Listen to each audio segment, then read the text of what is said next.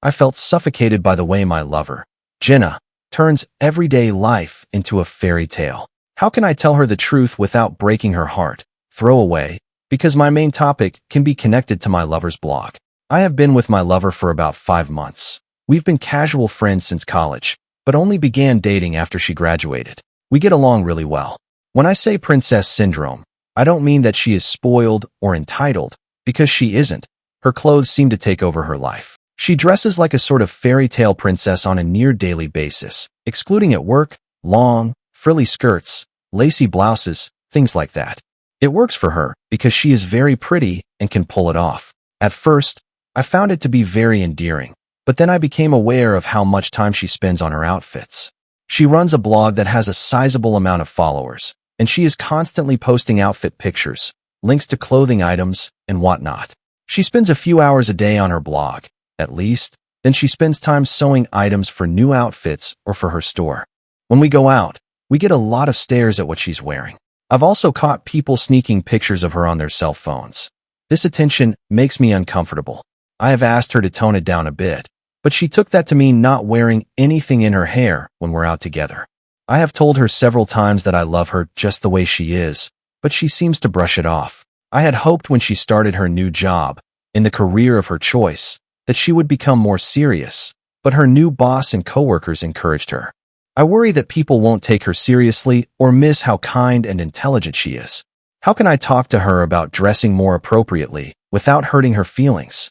Update 1. Too long. Didn't read. Lover dresses like a princess. How do I talk to her about it? Relevant comments. Commenter. Kyle, sounds like you have to get over your insecurities. This is her hobby, her interest, and she's getting positive reactions. You shouldn't be trying to change her, especially when it was something that initially drew you to her. Oops, I guess I'm having trouble seeing clothing as a hobby. I play video games as a hobby, but that doesn't cause strangers to take pictures of me when I'm trying to shop at the supermarket. I get your point that it initially drew me to her, because it did. That's fair. I guess I didn't think that it would be such a constant thing in her life, especially after she graduated. Comment. Her. So you love her just the way she is, but you're assuming she'll take that to mean she should change how she is? That doesn't make sense. This is how she is. She enjoys dressing up like this. She posts outfit photos online because she enjoys it so much. Other people encourage her because they do like how she is. If you don't like the attention, ask her sometime to just go out with you while she's wearing a casual outfit, but keep in mind that she already loves what she's normally wearing. Oops, this is my problem. How do I ask her to dress more casually around me without her misinterpreting what I mean again, and also not hurting her feelings? I can think of ways to say one half of that, but it doesn't work with the other half. Commenter. If you love her the way she is, why do you want her to change? Just curious? Op. She doesn't need all the frilly stuff. She'd still look like a princess, and it's one thing for an artsy college student to dress alternatively, but she's a 23-year-old woman now. I feel like her clothing masks how smart she is and makes her appear shallow. Is it for attention? I do think it's an attention thing. She says she doesn't care about what people think about her, but she spends so much time on her blog, replying to comments and such. I kind of doubt it. She also has told me that she loves being approached by little girls while she's dressed up, which definitely makes me think it's about attention. She doesn't dress inappropriately by those standards. She is well-groomed and doesn't show much skin, but is it appropriate to wear lacy dresses and flower crowns to the supermarket? Again, it attracts unnecessary attention. Update 2. I didn't plan on updating, but things changed. I realized from my last post that I needed to be more supportive, but also communicate on how she could dress down on certain occasions so we could both be comfortable. Well, I never got a chance to talk to her about it. Last week, she called and wanted to stop by my apartment after work. When she got there, I offered to make dinner, but she said she couldn't stay and we had to talk. I jokingly asked if she was breaking up with me, and she looked really guilty. You can see where this is going.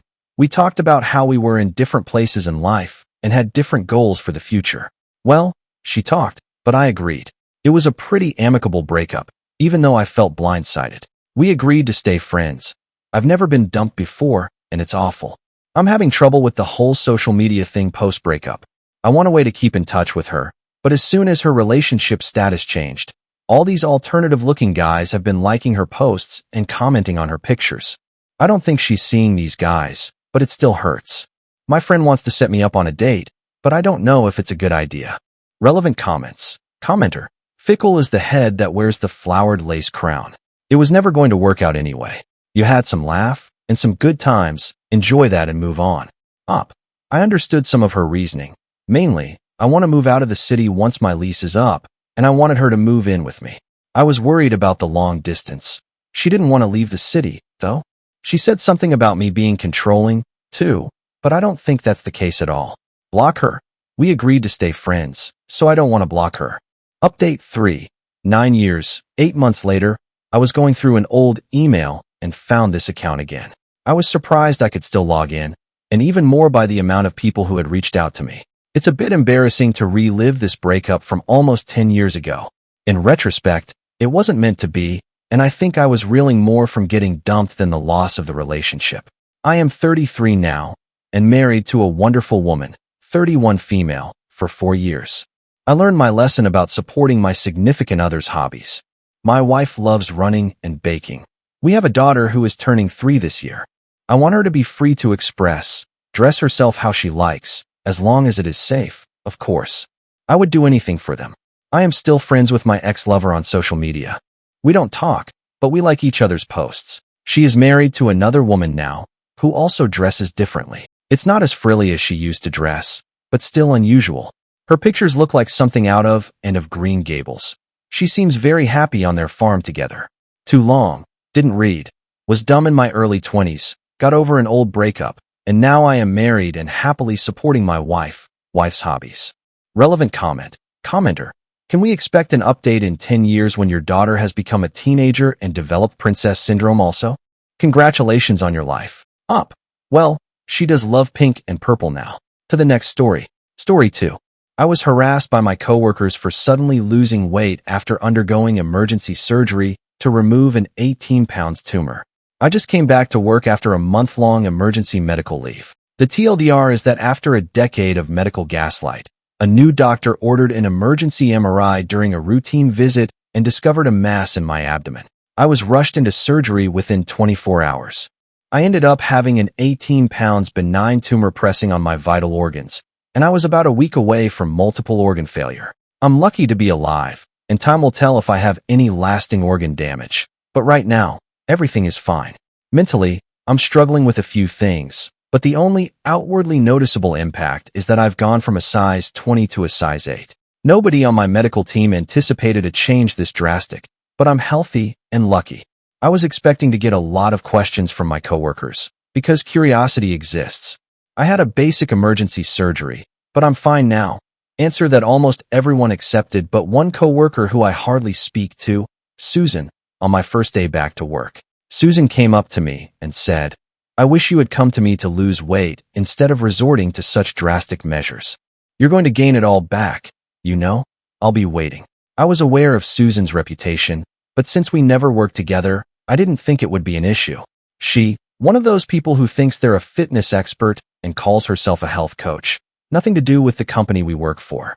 She has a reputation for giving out unsolicited and incorrect health advice, and is always commenting on people's food choices.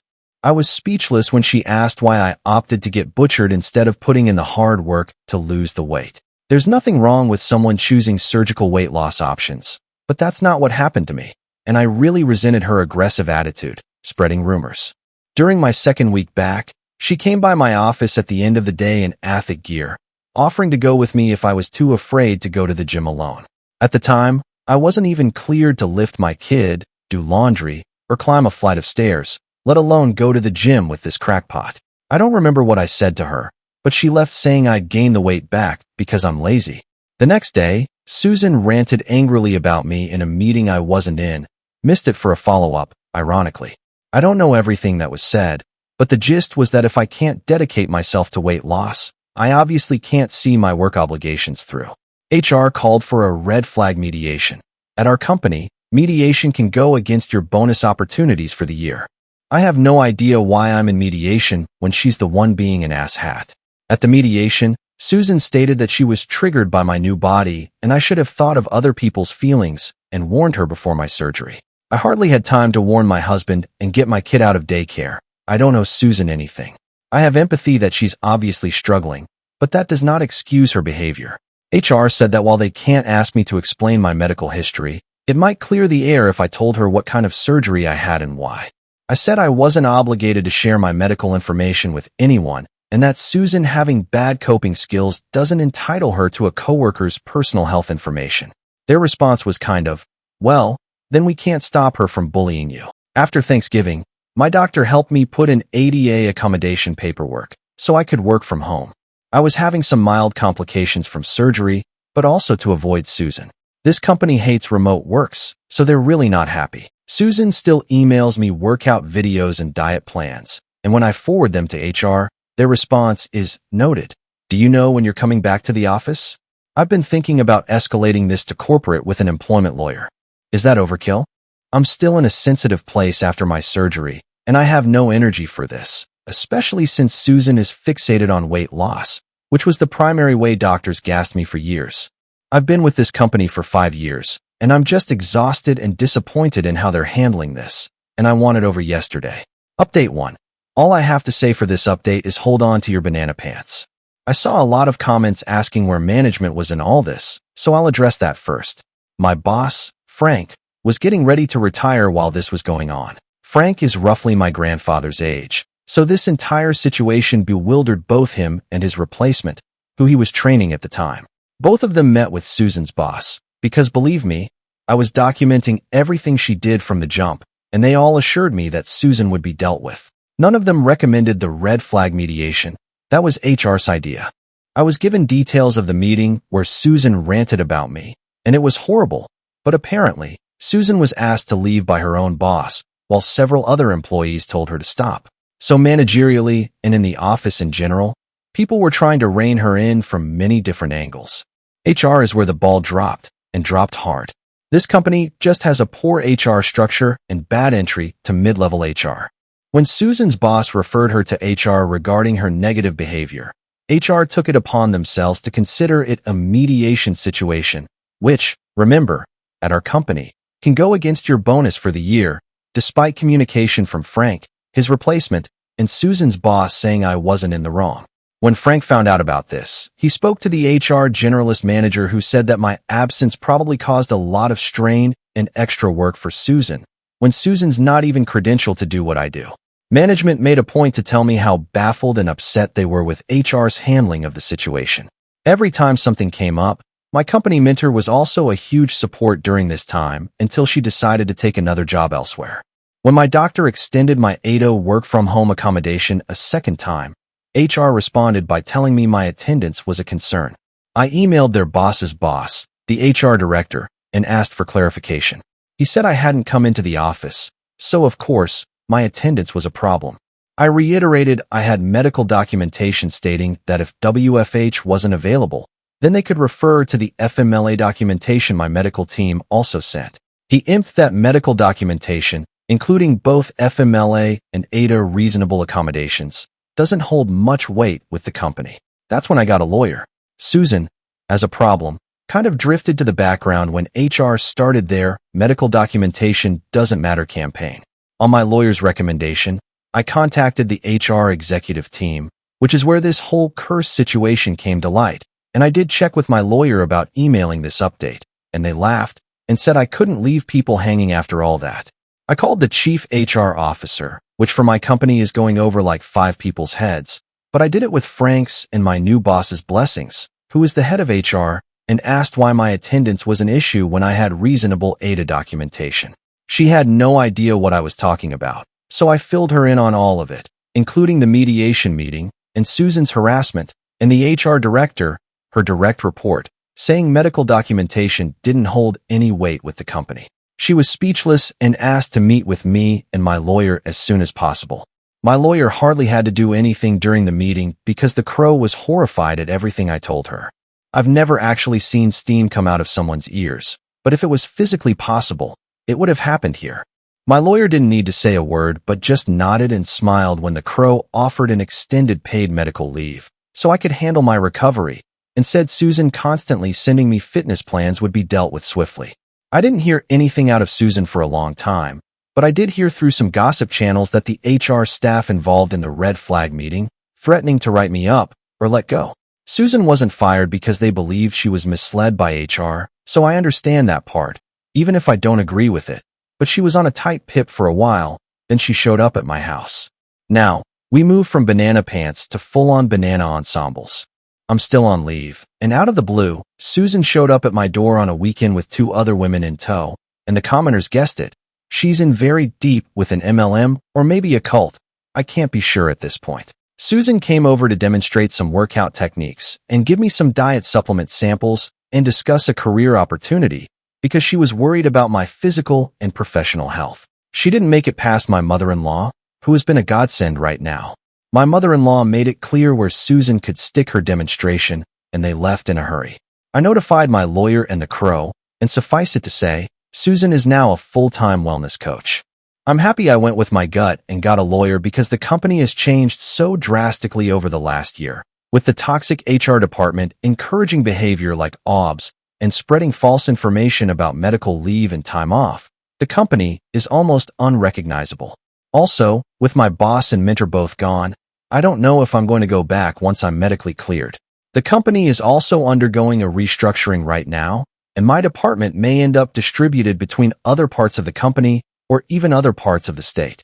I have been looking at jobs and doing some resume drafting for a full-time remote position since it feels like it might be a better fit, but many thanks to the comment section and all the support. Update 2. I got an offer from a local company that's going fully remote, with administration and management meeting up once a month. The salary was right. It's 90% remote. It's a good fit, so I'm happy with it. My role is HR adjacent. As head of payroll, I reported to the COO and was hired by the CEO and COO. I walked into our first admin meeting, and who was sitting across from me but the HR director who told me medical documentation doesn't matter and orchestrated my red flag meeting. Let's call him Jeff. Jeff is the interim HR director for this company. Jeff looked very uncomfortable when he saw me. We went through some employee files, including several who are on maternity leave and 2 who were injured on a job site. Jeff got quieter as we began reviewing medical documentation and approving paid leave. I smiled and looked him in the eye every time I asked, "And does Jill have her medical documentation?" "Great. Medical documentation holds a lot of weight. That's important stuff to have." He looked like he wanted to meld into his seat. At one point, he tried to argue against someone using their PTO to provide end-of-life care for a parent when they had ample PTO. I smiled and said, "You're right. Our employee support fund should cover half this time. It's a shame for them to have to lose all their PTO when they're obviously going to need it to heal and grieve over the next few months. Why don't you get me the paperwork for the support fund this afternoon? That's so generous." Everyone was happy and in agreement. He looked like he swallowed a lemon, but everyone was like, "OMG, Jeff, how thoughtful." He had to eat it so bad and got me the documentation an hour later. Jeff can suck it. Jeff is also only a contractor, so he'll be moving on soon anyway. Medically, I'm doing better and very happy to move on from where I was. Susan's been full-on radio silence, which is perfect for me. Thanks, AAM team and commenters. Thank you for watching. If you haven't subscribed yet, please do so and hit the notification bell to stay updated with more shocking real-life stories happening around you.